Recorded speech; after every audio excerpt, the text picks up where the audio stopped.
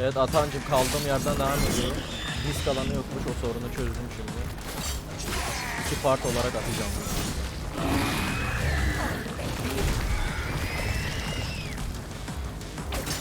Sen de get off lan oğlum. Oh. Arkadaşlar Devil May Cry kadına şiddeti gösteriyor, lütfen report edin.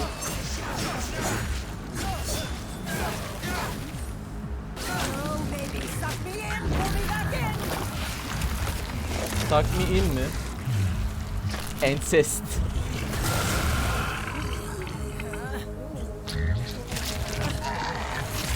Annesini için al ve kendine oğul demesi.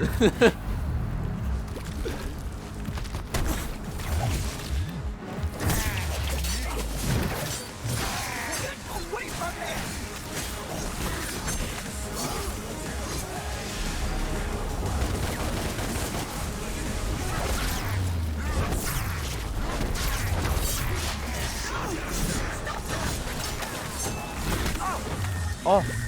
Oh.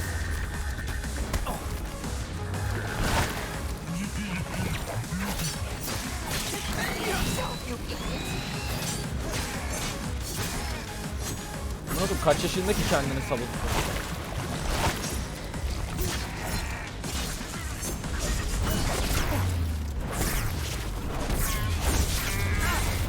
Ha bak, o dediğim hasar görmezlik şeyde var. Bunu yapınca oluyor. Angel Evade.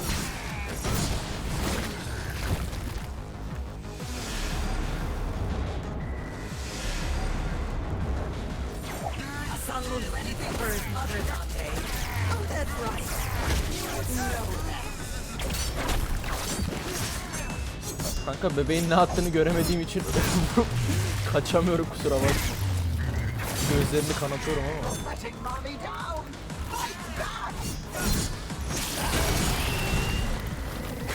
I say get out here and fight me, monster.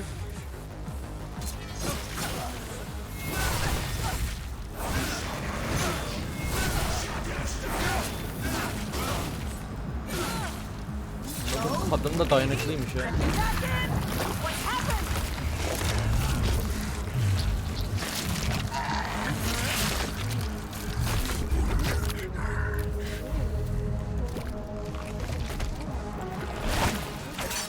Meğer Grace'in bile hayatta kalamayacağı bir yer söyleyeyim. O bebeğin içi. Diğer taraftaki gözü mü? What kind of freak show is this?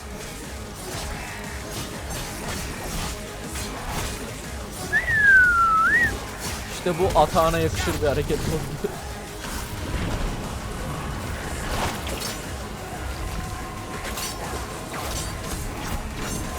Abi Atahan bunu her gün yapıyor.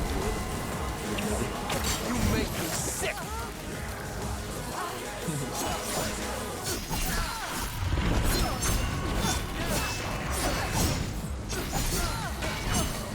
Geber lan! Aa! Evet.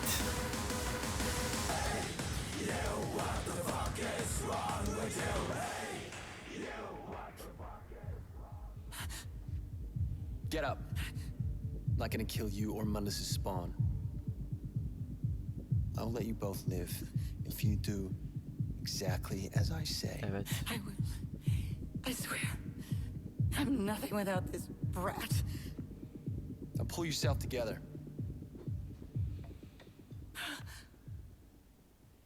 Ağlamık karısı. Rolling. Thanks for getting in touch, Mundus. Sorry it took me so long to get back. Regarding your trade offer, I'd like to suggest a counter proposal. The life of the girl for the life of your child.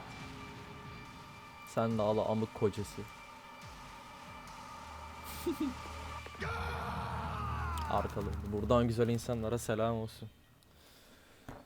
Racon böyle kesilir. Kurtlar Vadisi nedir la?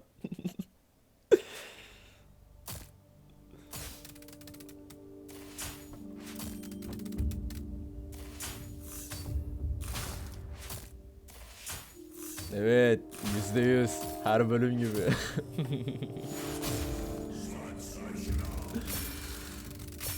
Neyse kanka hadi. Hadi görüşürüz.